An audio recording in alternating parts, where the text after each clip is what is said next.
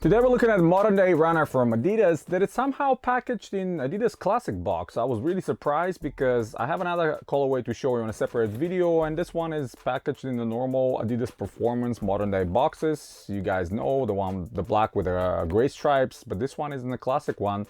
Maybe they ran out of the new ones, maybe not. I don't know what's the deal, but we're gonna check out this one today. Hey guys, welcome back to our Kicks Reasons channel. Today we're looking at the Adidas's Supernova Rise in this white and lucid blue colorway. I really like this model and I really like this colorway.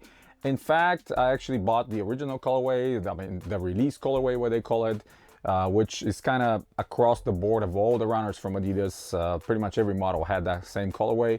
But I also like this kind of a light blue transitioning to gray.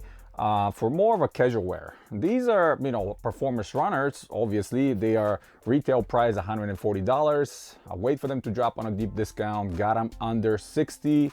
So both pairs cost me less than paying full retail for one of them. Extremely comfortable. You're gonna see them on the details. What Adidas have here as a cushioning is Dreamstrike Plus, which is what they describe a lightweight super foam. And in my opinion, it's probably the lightest foam they have in their lineup, at least what I've seen between Lightstrike and all the other ones. That Dreamstrike 2 almost feels like it's made of marshmallows. This is the closest description I can give you. It's extremely soft. Even pressing with your fingers onto the midsole, you will see how much give in is into this exact setup. And they're saying that foam provides extreme comfort, and I have to be honest, they're extremely comfortable. They're very comfortable, they are very cushioned, and for all day running around, all day walking around or travel, these will be perfect for you. What I really else like here is the upper, very breathable, and Adidas are calling this upper a sandwiched mesh construction, which sometimes in the past I've described other shoes like that. When you see two different layers of mesh, one sits on top of the second one that it's on the bottom, that most times have a different color as well. Same is the situation here. We have sort of a dark blue or navy blue mesh underneath that gray, sort of a dirty white mesh on top of it. Reinforced toe box on the inside, which is kind of the case for most of these modern day runners. We're keeping the upper very minimalistic. The stripes are just overlays, reinforced, kind of painted overlays on both lateral and medial side. So nothing really crazy here. In the lacing system, we only have 6 lace loops. The last 2 are close to each other, providing that highly desired runner's knot for all of you that are going to be using this shoe for actual running.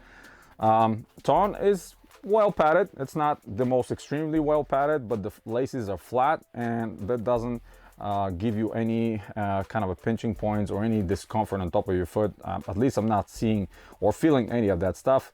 Where the lace holder is in the middle, there's the branding Supernova Rise, and then Adidas' logo right on top. These are produced in June of 24, released towards the summer, the end of the summer of last year. So again, a year ago.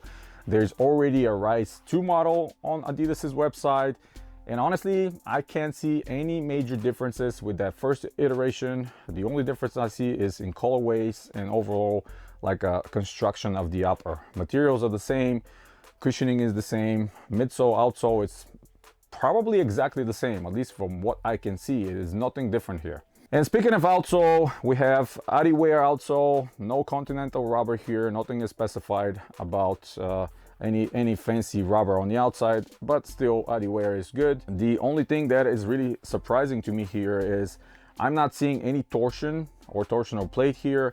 I don't know if it's internal, but it's not specified anywhere, so I will assume it's not there. You'll see these blue stripes underneath, they're running across the whole length of the shoe, underneath the midsole, between midsole and outsole, and they're just a more solid style foam, kind of a EVA foam. Maybe that's providing some of that support, but it's not a shank that it's TPU or anything like that. And another interesting fact here, and sort of a weird situation to me, is how much this midsole is exposed on a forefoot outside or lateral side. You will see this whole portion here is part of the midsole, and I feel like if you are Stepping onto something sharp here, this part of the midsole is going to get chewed off pretty easily, so be careful. I'm not sure what the idea about behind this was created.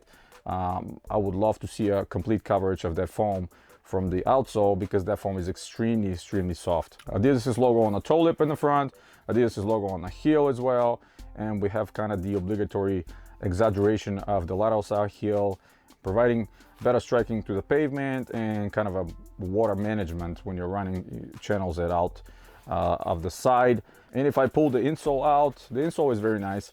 EVA insole, I've seen it through a lot of their performance runners. Very easy to pull out, remove, replace, refresh, wash, all that stuff. You can just remove it entirely, put your own custom insole in. But this one is very good if you're just wearing them casually, sculptured around your foot with both lateral and medial outsides, a little bit more support. And it's EVA, so it's not gonna crumble over time if that was polyurethane. The tone though is not held with anything to the bottom, it's free flowing, only the lace holder in the middle is keeping it placed. Through the stroll board, you can kind of peek and touch the midsole where that Dreamstrike is as well. So if you wanna feel it with your fingers, you can actually do it through the inside of the shoe as well. Significant amount of padding around the heel, actually surprising amount of padding on the heel, something that normally you remember and see in the 90s and the 2000s when it comes to runners.